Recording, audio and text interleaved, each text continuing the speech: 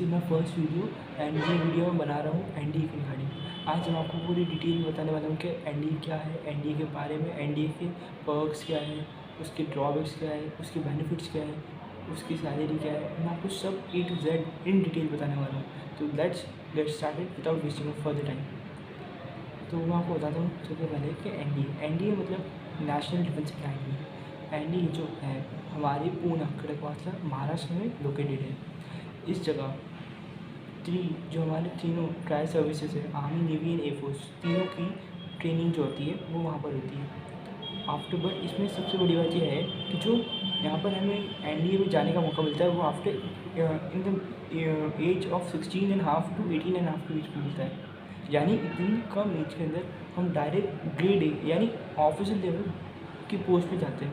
मतलब इंडिया में ऑलमोस्ट अब कोई भी ऐसी जॉब नहीं बची है जिसमें इतनी कम एज पे डायरेक्ट ग्रेड ए जॉब आपको मिल जाए।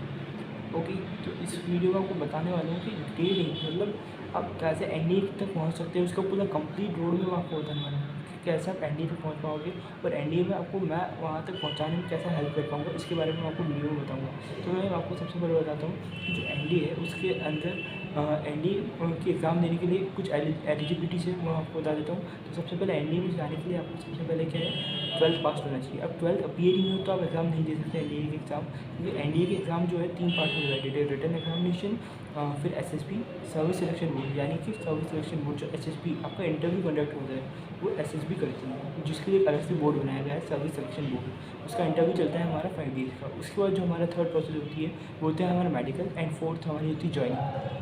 तो ये पूरी कंप्लीट प्रोसेस है। तो मैं आपको बता रहा हूँ कि एनडीए की एग्ज़ाम में एलिजिबल होने के लिए आपको दो तीन जो चीज़ें हैं उनका ध्यान रखना होगा। सबसे पहले तो 12th पास होना चाहिए। 12th पास होने के साथ साथ आप वैसे स्ट्रीम का तो कोई वैसे इसमें कोई ऐसा मेजर वो नहीं है रूल, पर इसमें आपको मेरे हिसाब से अगर आप एनडीए में जाना चाहते हैं तो आपके साथ आपको 12th में कम से कम 11th में जैसे आप 10th पास करते हो तब 11th में पीसीएम ज़रूर है, क्योंकि पीसीएम लाने का फ़ायदा ये होता है कि जो हमारा एनडीए का पेपर होता है वो 2 पार्ट्स में डिवाइडेड है, मैथमेटिक्स एंड गेट।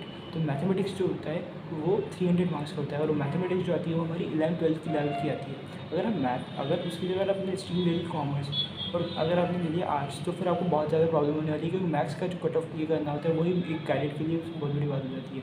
अगर आप मैथ्स का कट ऑफ क्लियर नहीं कर पाए तो आप एनडीए का एग्ज़ाम कभी क्लियर नहीं कर पाएंगे, आप कभी एसएसबी इंटरव्यू नहीं दे पाएंगे, तो उसका आगे की बात आप भूल जाइए कि आपको एनडीए का सपना कभी पूरा नहीं हो पाएगा। तो यही मैं आपको बात बताना चाह रहा हूँ। तो मेरे हिसाब से आपको सबसे पहले तो 10th पास करने के बाद सीधे पीसीएम ले लेना चाहिए, क्योंकि पीसीएम लेने का फ़ायदा मैं आपको बता चुका हूँ कि क्यों पीसीएम लेने का फ़ायदा यही है कि मैथ्स आपका स्ट्रॉन्ग हो जाएगा। और अगर मेरे हिसाब से अगर आप एनडीए के साथ साथ जेई की भी प्रिपेयर करें, जेई मेंस, जेईई मेंस की भी प्रिपेयर आप करते रहें तो आपके लिए बहुत फ़ायदेमंद होगा, क्योंकि मैथ्स जो होती है अगर आप जेई की प्रिपेयर कर रहे हो तो अगर जेई की मैथ्स अगर आपने प्रिपेयर कर ली तो एनडीए की मैथ्स तो उससे 2 लेवल की होती है।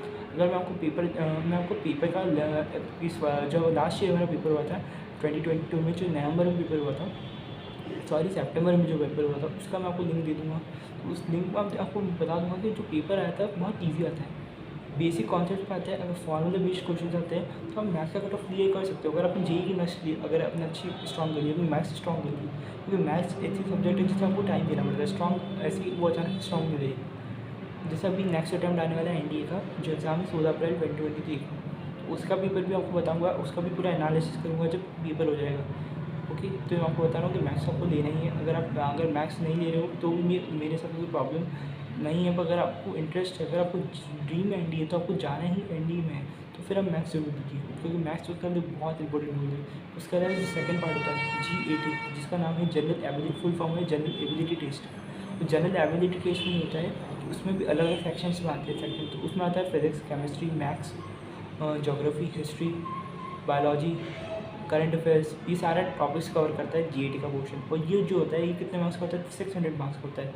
तो अब उधर हमारे 300 मार्क्स आई हो गए मैथ्स में और 600 मार्क्स हमारे हो गए जीएटी में। तो 600 + 300 900 मार्क्स का हमारा टोटल ओवरऑल रिटन एग्जामिनेशन का पेपर होता है। ऐसे 900 मार्क्स का आपका एसएसबी होता है, पर एसएसबी के मार्क्स जो होते हैं वो आपके हाथ में नहीं होते, क्योंकि वो जो आपका इंटरव्यूइंग ऑफिसर होता है, जो भी आपका ऑफिसर जो आपको देता है वो उसके ऊपर डिपेंड करता है वो आपको कितने मार्क्स देगा और आप कितने एसएसबी में मार्क्स गेन कर पाओगे।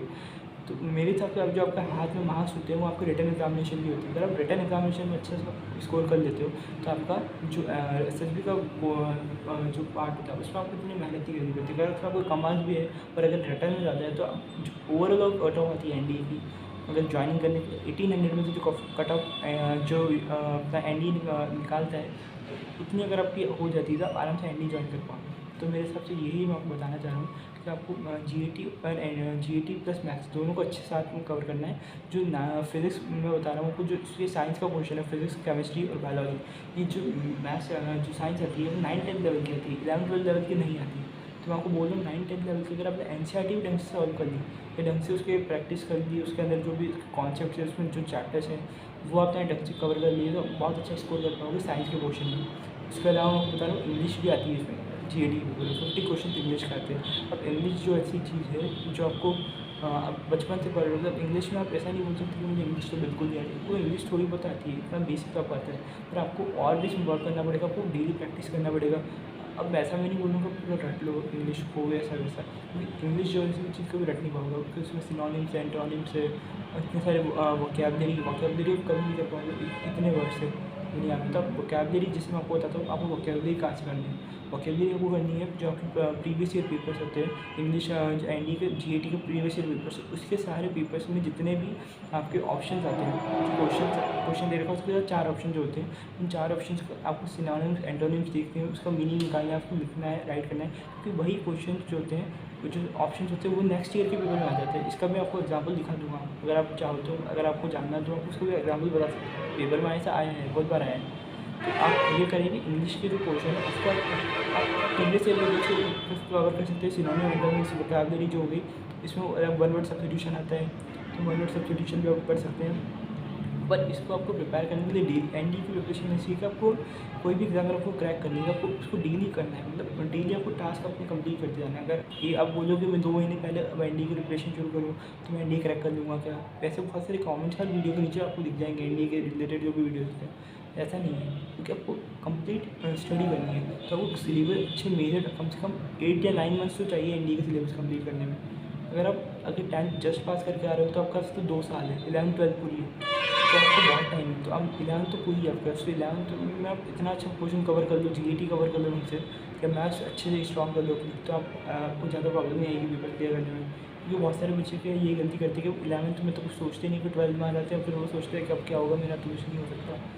तो इसलिए आप अगर आप 10th जस्ट पास करके आए हो तो आपको मैं यही एडवाइस देना चाहूँगा कि आप एनडीए की प्रिपरेशन अभी से स्टार्ट कर दीजिए, क्योंकि कंपटीशन बढ़ रहा है। क्योंकि पिछले साल तक जो मैं आपको बता रहा हूँ तो एनडीए में जो ये होता था जैसे बॉयज़ जो है वो एग्ज़ाम दे पाते थे, अब गर्ल्स को भी सुप्रीम कोर्ट में ने अलो कर दिया है, तो उनके लिए अलग 19 सीट्स रिजर्व हैं गर्ल्स के लिए, और बॉयज़ के लिए 389 सीट्स ही बची हैं। उसमें भी इस साल जो यूपीएससी का नोटिफिकेशन आया था उसके अंदर भी 5 सीट्स जो है एनडीए की कम हो गई है। तो आप देख रहे हो कंपटीशन बढ़ रहा है, सीट्स लिमिटेड है, मतलब कंपटीशन बढ़ रहा है तो आपको वैसी कट ऑफ हाई जाएगी। इस साल की जो कट ऑफ गई है, पिछले साल की जो पेपर हुआ था एनडीए 1 2022, नॉट सेकेंड 2022, मैं बोल रहा हूँ एनडीए 1 2022 की जो मैं बात कर रहा हूँ उसका जो कट ऑफ गया है वो 900 में से 360 मार्क्स गया है, जो अब तक का हाईएस्ट कट ऑफ गया है एनडीए का। तो आप समझ रहे हो कंपटीशन कितना बढ़ रहा है, तो आपको मेहनत भी उतना करना पड़ेगा। अगर आपको ड्रीम को अचीव करना है तो आपको हार्ड वर्क अच्छा करना पड़ेगा, तभी अपने ड्रीम को अचीव कर पाओगे। तो मैं आपको ये बताना चाहता था वीडियो के रिगार्डिंग आप कैसे एनडीए तक जा सकते हैं, इस एग्ज़ाम को कैसे क्लियर कर सकते हैं, इसकी कंप्लीट आपको डिटेल मैंने आपको वीडियो में दे दी है। अगर आपको और कुछ भी डाउट है तो वीडियो के नीचे कमेंट कर सकते हैं, मैं आपके डाउट का जल्द से जल्द रिप्लाई करने का कोशिश करूँगा। Okay, thank you very much for watching my video.